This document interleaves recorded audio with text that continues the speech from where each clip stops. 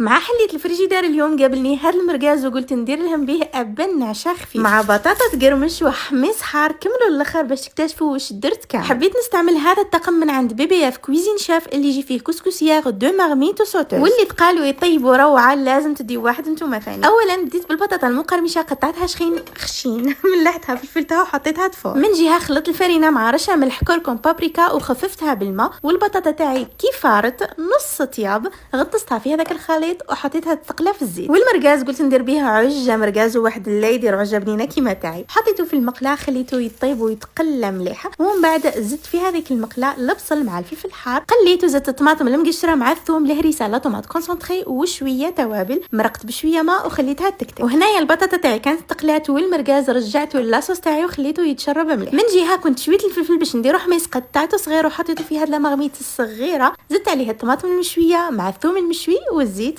وخليته يتقلى. زدت البيض للعجه تاعي مع رشه ملح ورشه معدنوس في الاخير. وختمتها بزوج مطلوعات باش نغمسوا بهم. طيبتهم الله وشوفوا لي كيفاش يجي. وهنايا البطاطا كانت واجده. حطيت سلطه البيض مع سلطه خفيفه ظريفه مع الحميص بزيت زيتون مع شويه بيض مغلي. فرغت العجه وحطيت كل شيء في الصينيه مع هريسه بزيت زيتون. قولوا لي رايكم في عشاء كيما هذا. انا بالنسبه لي الدنيا وما فيها. راني خليت لكم صفحه بيبي في للطلب وهذا ما كان.